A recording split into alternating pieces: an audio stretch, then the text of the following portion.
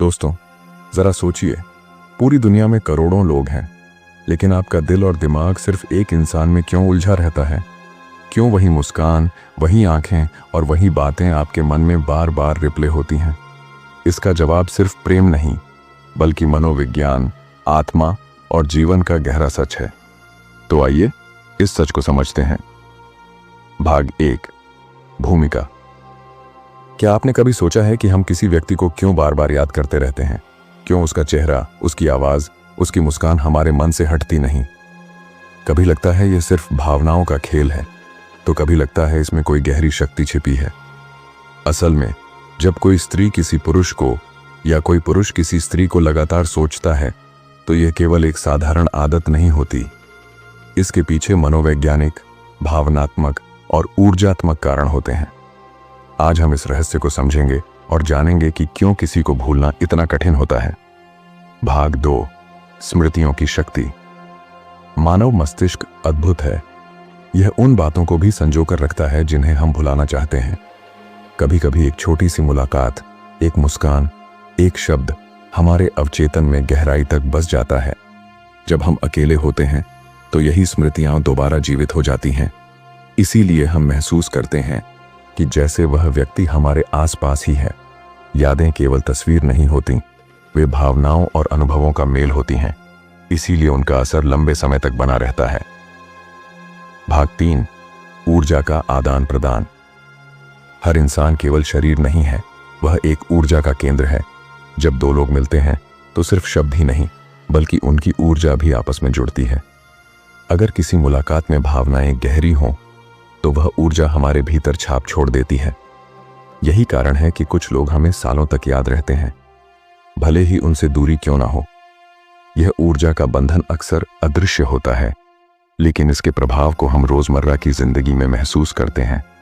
यानी किसी को लगातार याद करना केवल मानसिक नहीं, बल्कि ऊर्जात्मक स्तर की भी प्रक्रिया है। भाग 4, मनोवैज्ञानिक कारण। मनोविज्ञान बताता है कि जब हम किसी इंसान के साथ भावनात्मक रूप से जुड़ते हैं तो हमारा मस्तिष्क डोपामिन और ऑक्सीटोसिन जैसे रसायन छोड़ता है। ये रसायन हमें खुशी और संतोष का एहसास कराते हैं। जब वह व्यक्ति हमारे पास नहीं होता तो दिमाग उसी अनुभव को दोहराने की कोशिश करता है। इसीलिए हम उसे बार बार सोचते हैं। यह प्रक्रिया हमें उस व्यक्ति के प्रति और गहराई से बांध देती है। यानी यादें सिर्फ दिल की नहीं, दिमाग की रासायनिक क्रियाओं का भी हिस्सा हैं।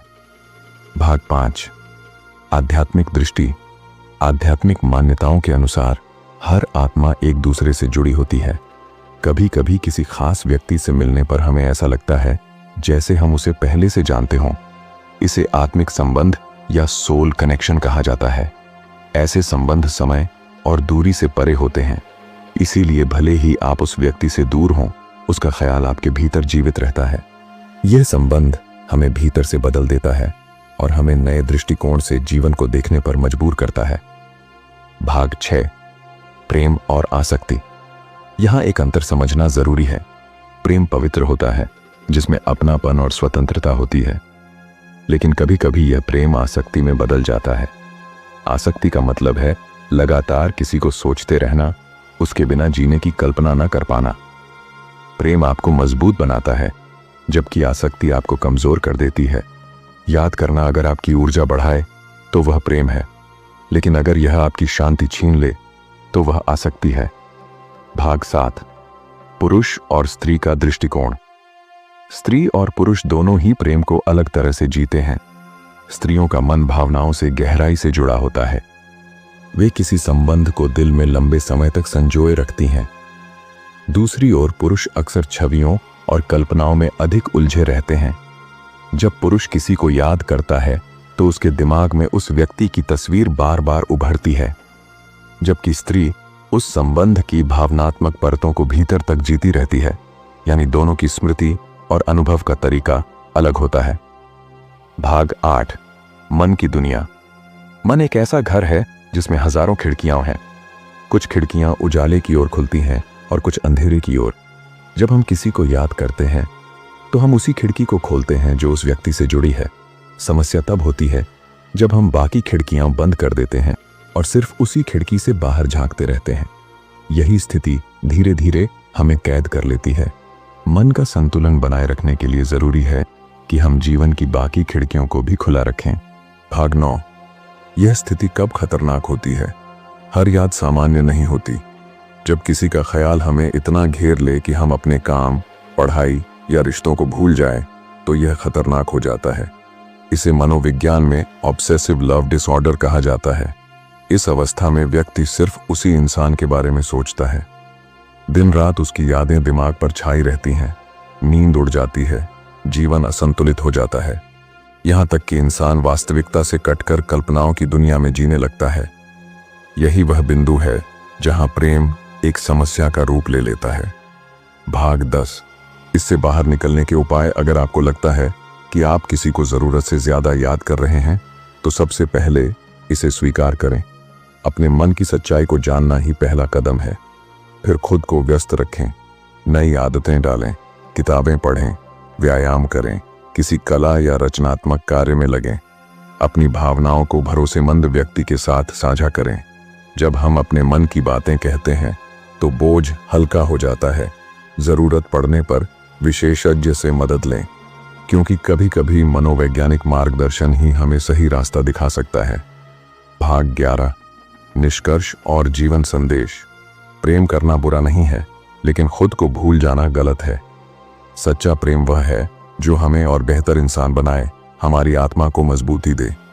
अगर किसी की याद आपको तोड़ रही है, तो समझ लीजिए कि यह प्रेम नहीं बल्कि मोह है। प्रेम हमेशा स्वतंत्रता देता है, कैद नहीं करता। इसलिए खुद से प्रेम करना सीखें। जब आप अपने भीतर खुश रहेंगे, तभी आप दूसरों से सही मायनों में प्रेम कर पाएंगे। याद रखें, प्रेम आपकी ऊर्जा बढ़ाए, जीवन को सार्थक बनाए, न कि उसे बोझ बना दे।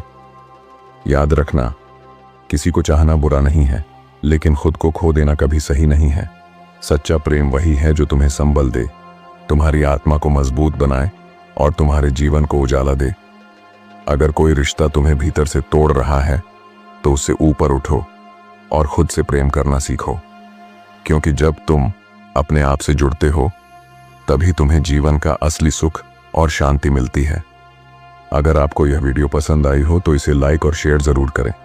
आपके विचार हमारे लिए बहुत महत्वपूर्ण हैं, इसलिए कमेंट करके अपनी राय बताना ना भूलें। और ऐसी ही गहरी, प्रेरणादायक और जीवन बदलने वाली बातें सुनने के लिए द लाइफ चैप्टर 1 चैनल को सब्सक्राइब करें और साथ ही बेल आइकन दबाएं, ताकि नई वीडियो सबसे पहले आप तक पहुंचे।